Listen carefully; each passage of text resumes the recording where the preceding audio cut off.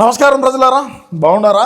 మరి రాష్ట్రంలో మొన్నటి రోజున పెట్రోల్ డీజిల్ అంతా కూడా దొరకలేదని చెప్పి మన పార్టీకి సంబంధించినటువంటి పాలేరులు, తప్పేలం బ్యాచ్, అదేవిధంగా మాజీ మంత్రులు, మాజీ ఎమ్మెల్యేలు అందరినీ కూడా పెట్రోల్ బంకుల దగ్గరికి పోయి నిరసన తెలియజేయండి, ఎక్కడా కూడా పెట్రోల్ దొరకడం లేదని చెప్పి వివిధ మాధ్యమాల్లోనూ ఇంకా మన తప్పేలం బ్యాచ్ అంతా కూడా దిగి ఏ విధంగా మాట్లాడినారు, ఏ విధంగా పెట్రోల్ బంకుల దగ్గర నిరసనలు తెలియజేసేటువంటి క్రమంలో ఏ విధంగా ఎర్రి పుష్పాలు అయినారు అనేదాన్ని ఒకసారి మనం వీడియోని విశ్లేషణ చేయాలి ప్రజలారా. ఎందుకంటే మనం ప్రధానమంత్రిని చేసుకోవాలి కాబట్టి.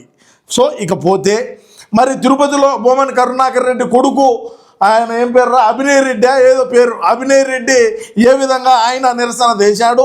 మరి అదేవిధంగా సాక్షిలో మన ఈశ్వర్ అంటే మన సాక్షి ఛానల్లో మరి అవినీతిగా సంపాదించినావా, ఏదో ఒక రకాన సంపాదించి అవినీతిగా అక్రమాలుగా చేసి సంపాదించింది ఒక సాక్షి టీవీ, ఒక సాక్షి పేపర్ పెట్టుకున్నాం.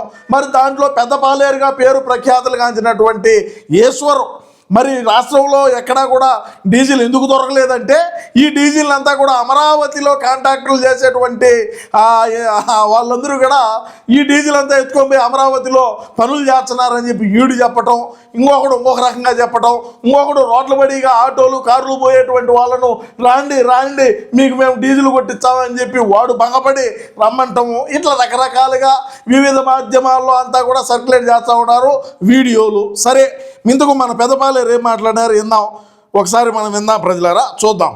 చెప్పిన ఈశ్వరా, పెట్రోల్ డీజిల్ కొరతకు మనం ఎందుకు ఇంతలా అల్లాడిపోతున్నామంటే స్పష్టంగా ఇక్కడ ఒక కారణం కనిపిస్తుంది సార్. ఇక్కడ అమరావతి కోసం ఎక్కడెక్కడి డీజిల్ అంతా పట్టుకుపోతున్నారు, ఎక్కడెక్కడి డీజిల్ అంతా తీసుకెళ్లిపోతున్నారు. ఒరే, నువ్వు కడుపు కనవ తిన్నావా లేకంటే చెన్నూరు దమ్ బిర్యానీ తిన్నావా అది చెప్పు ముందు.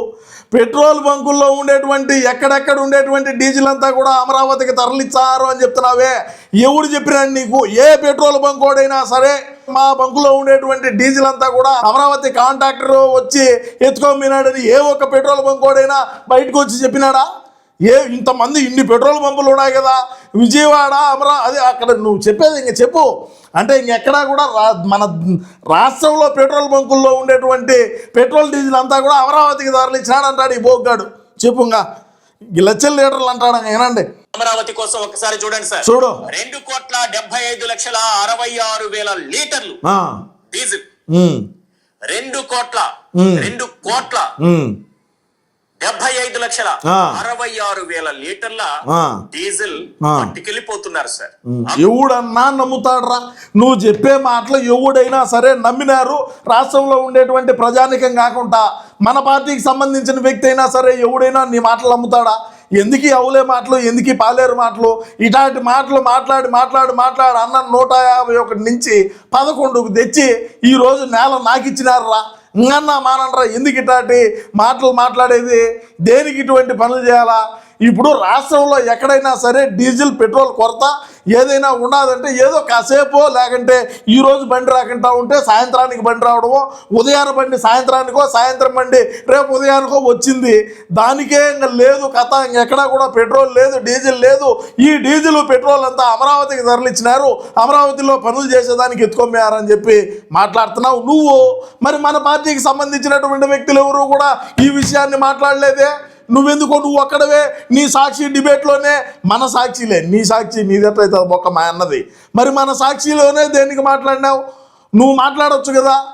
నువ్వు కాదు, భూమన్ కరుణాకర్ రెడ్డి అయినా లేకంటే అభినయ్ రెడ్డి అయినా తిరుపతిలో వాళ్ళు ఎడ్ల బండి మీద నిరసన చేశారు.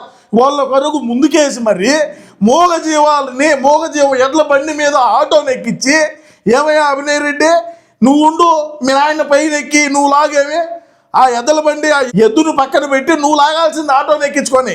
ఏమి తిని బాగానే ఉన్నావు కదా, అవినీతి సొమ్మంతా పందికొక్కులు మాత్రం తిని ఉన్నారు కదా. మన పార్టీకి సంబంధించినటువంటి పాలేర్లు ఉన్నారు నీ బడిగా, ఆ పాలేర్లకు ఆ ఆటోని ఎక్కించిన ఎద్దుల బండిని తగిలిచ్చి మీరు ఏడ్చండి రా అని చెప్పుంటే ఇంకా బాగుండు కదా.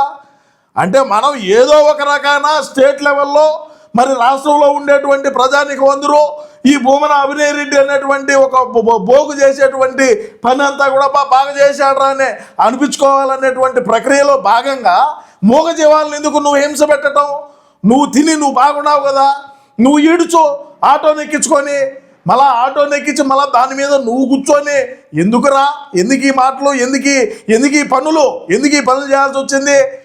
యాడైనా ఇప్పుడు రాష్ట్రంలో ఎక్కడైనా సరే మరి పెట్రోల్ దొరకలేదా? మరి దొరకకుండా ఉంటే మీరు మీ కొంపల్లోంచి ఏమి నడుచుకుంటా వచ్చినారా? పొరులు దండాలు పెడతా రోడ్ల మీదకి వచ్చినారా? హౌలేగాలారా? అది చెప్పండి. మన పార్టీకి సంబంధించినటువంటి పాలేరులు తపేలం బ్యాచ్ అంతా కూడా పెట్రోల్ బంకుల కాడికి ఎట్టొచ్చినారు? నడిచి వచ్చినారా? సైకిల్లో వచ్చినారా? పొరులు దండాలు పెడతా వచ్చినారా? కారుల్లో వచ్చినారా? మోటార్ సైకిల్లో వచ్చారా? అది చెప్పి సావండి ముందు. మరి పెట్రోల్ కోలుతున్నప్పుడు మీరెట్టొచ్చారా బయటికి? డీజిల్ లేనప్పుడు మీరెట్టొచ్చారు పోయి కార్లు వేసుకొని? రాష్ట్రంలో ఉండే ప్రజానికానికి ఎవరికి తెలియదు ఈ విషయము. మీరేది చెప్తే అది నమ్ముతారులే అని చెప్పి మనం ఇష్ట ప్రకారం మనం మాట్లాడుతూ ఉంటే అందరూ చూస్తూ ఉంటారా? మనల్ని నమ్మే రోజులు పోయినాయి. రాష్ట్రంలో ఉండేటువంటి ప్రజానికానికి ఎర్రాటెండలో కూడా చుక్కలు చూపించిన రోజులంగా ప్రజలకు వాళ్ళు బ్రహ్మాండంగా గుర్తుపెట్టుకొని ఉన్నారు. మనం ఏ విధమైనటువంటి పాలన అందించినాం, ఏ విధంగా మనం రాష్ట్రంలో పనులు చేసినాం, ఏ విధంగా అధికారులని ఏ విధంగా వాడుకున్నాం, ఏ విధంగా లుచ్చా బఫూన్ డకైట్ పనులు చేసినామని రాష్ట్రంలో ఉండేటువంటి ప్రజానికానికి ప్రతి ఒక్కరికి కూడా గుర్తున్నది. ఎవరు కూడా మర్చిపోలేదు. మర్చిపోయినారని అనుకుంటే మన భ్రమ అది. మనం మన సాక్షిలో రాసి మన సాక్షి టీవీలో పెద్ద పెద్ద పాలేరులు తీసుకొని వచ్చి కూర్చోబెట్టి మాట్లాడించిన పాట ఎవరు కూడా నమ్మేటువంటి పరిస్థితుల్లో లేరు. మాకు కార్లకు డీజిల్ లేదు, డీజిల్ లేక మేము పొరులు దండాలు పెట్టుకుంటా వచ్చినామని ఏ ఒక్కడైనా చెప్తాడా? చెప్పండి రా. ఏ ఒక్కడైనా, ఏ నాయకుడైనా సరే, నిన్న పెట్రోల్ బంకు దగ్గరికి పోయినటువంటి వ్యక్తి ఎవడైనా సరే మా కారులో డీజిల్ లేక మేము పొరులు దండాలు పెట్టుకుంటా వచ్చినామని కానీ, మేము నడిచి వచ్చినామని కానీ ఇదే భూమన అభినయ్ రెడ్డిని అడుగుతా ఉన్నా, అయ్యా నువ్వు ఎట్టొచ్చినావు? నీ కొంపలోంచి కారులోనే వచ్చినావు కదా, ఆడికి వచ్చి ఆటోని ఎక్కించినావు, ఆటోని ఎక్కించి ఆ ఎడ్ల బండి మీద నువ్వు ఎక్కినావు. చూడండి, ఆలోచన చేయండి ఏ విధంగా మరి ఆడికి పోతుంది. మనం నిరసన అనేది ఎన్నో రకాలుగా మనం నిరసన వ్యక్తం చేయొచ్చు. పెట్రోల్ బంకుల దగ్గరికి పోయి మరి అక్కడ పెట్రోల్ వాస్తవానికి ఈ సాయంత్రం రావాల్సిన బండి ఉదయాన్ని రావాల్సిన బండి సాయంత్రం షార్టేజ్ వచ్చి రావడానికి లేట్ అయితే ఇంకా పెట్రోల్ బంకుల్లో అంతటా కూడా వీళ్ళు పట్టడం లేదని, లేకంటే ఇంకొక రకం అని ఆయన ఉన్నాడు. ఇంకొక ఆయన రాజమండ్రి, ఆయన పేరు ఏం పేరురా? మార్గాని భరత్ ఉన్నాడు. పెట్రోల్ క్యాన్ పెట్టుకో, పైన నెత్తిని పెట్టుకో, మేము ఫ్రీగా డీజిల్ కొట్టించామరా, ఆ కారు రమ్మను, ఈ ఆటో రమ్మను అంటున్నాడు. ఎవడు రాలా పక్క, ఎవడు రాలా? పెట్రోల్ బంకులో పెట్రోల్ దొరుకుతుంది, డీజిల్ దొరుకుతుంది పుష్కలంగా, కావాల్సినంత పోతున్నారు. మరి ఎవడు వచ్చాడు? ఎందుకు ఇట్లాంటివన్నీ కూడా మనం ఎన్నో రకాలుగా మనం ఎన్నెన్నో 1-2 కాదు ప్రజలారా, మా జగనన్న అధికారంలో ఉన్నప్పుడు మేము ఎన్నో రకాలుగా రాష్ట్ర ప్రజానీకాన్ని హింస పెట్టినాం, ఇబ్బందులు పెట్టినాం, వాళ్ళని భయభ్రాంతులకు గురి చేసినాం, ఇంట్లో నుంచి బయటకు వచ్చే బైండ్ ఓవర్లు కేసులు పెట్టినటువంటి చరిత్ర మనది.